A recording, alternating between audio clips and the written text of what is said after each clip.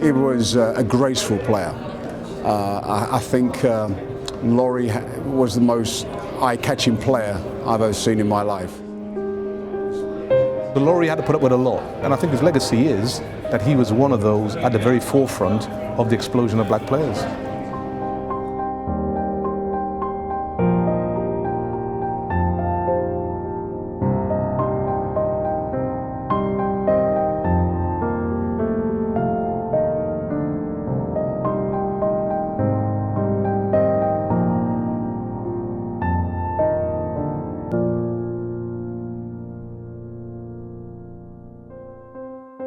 In his own environment with family and friends, like that's when you saw Laurie, that's when you saw him.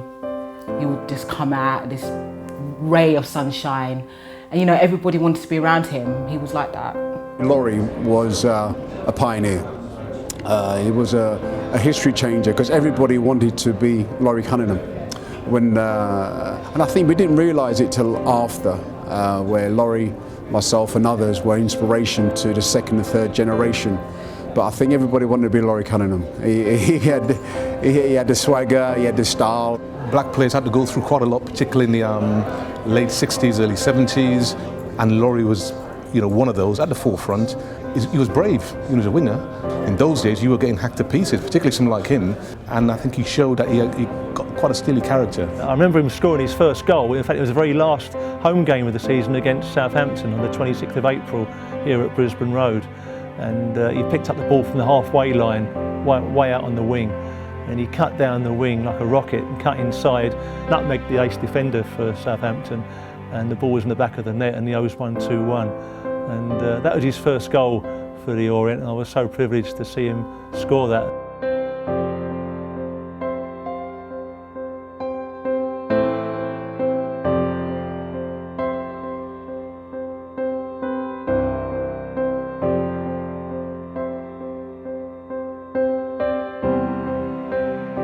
"2016 marks what would have been the 60th birthday of Laurie Cunningham. So it's a very important date for all of us who knew his impact on football and his impact on the borough. We would like to take this opportunity to invite you to be part of this project, to first of all give it your support and also to give you the opportunity to donate to its completion. The statue would be a tribute to him, a recognition of what he'd done for black football in this country, not just for black football, but for football in itself. What he represented and how he conducted himself and who he inspired.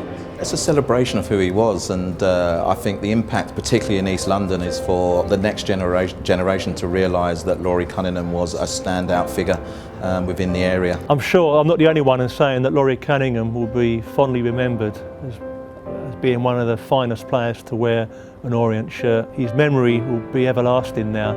We hope for many years to come people will remember his life and legacy here at Leyton Orient.